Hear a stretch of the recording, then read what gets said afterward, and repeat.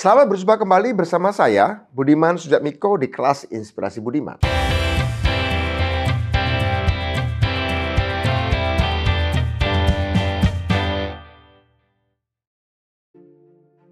Di dalam ilmu modern, apabila kita ingin melihat bagaimana besarnya kekuatan masyarakat di suatu negara, maka salah satu ukurannya yang paling sering dipakai adalah efektivitas komunitas-komunitas di setiap negara.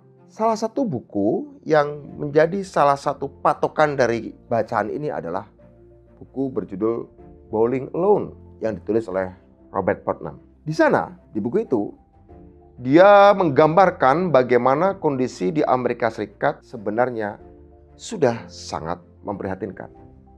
Si penulis menggambarkan bahwa Amerika Serikat sekarang jatuh kepada budaya yang dikuasai oleh korporat-korporat atau perusahaan-perusahaan besar.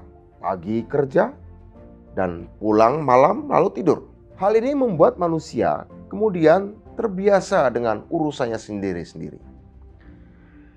Sebut saja misalnya kini, minat orang Amerika Serikat pergi beribadah ke gereja menjadi semakin kecil.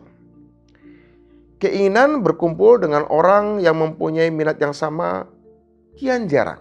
Karena itu, dia menyebut kecenderungan ini dengan istilah bowling alone, di mana manusia sudah tidak bisa lagi dengan mudah berkumpul dalam satu arena permainan. Kondisi ini tentu saja berbahaya buat kondisi politik di Amerika Serikat. Selain politik, hal ini juga menunjukkan masalah atas tingkat kepercayaan antar warganya. Penulis Francis Fukuyama pernah menulis dalam bukunya yang berjudul Trust atau kepercayaan. Kepercayaan, katanya, adalah hal penting yang diperlukan agar sebuah negara kuat. Salah satu sebabnya adalah karena trust atau kepercayaan ini bisa membuat warga negara melakukan kegiatan ekonomi dengan mudah. Apabila tingkat trust atau kepercayaannya rendah, maka kemungkinan negara itu mengalami gagalnya pertumbuhan ekonomi yang makin besar. Untuk memunculkan trust ini atau kepercayaan ini, Putnam menyarankan agar waktu kerja diperpendek dan segala aktivitas pribadi seperti game, telepon, dan gadget lain dikurangi penggunaannya dan penyebarannya melalui kebijakan pemerintah.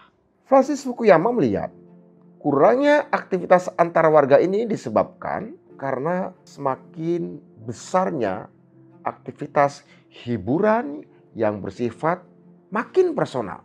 Hal ini dimulai tentu saja di zaman televisi, di mana dengan banyaknya pilihan televisi, maka kita menjadi merasa difasilitasi kesukaan kita secara individu. Apalagi dengan masuknya internet, maka modal sosial yang bernama trust atau kepercayaan ini menjadi makin turun lagi. Di tahun 2000-an, Putnam memprediksi Amerika Serikat akan dengan mudah dikacaukan dalam politik ke depannya.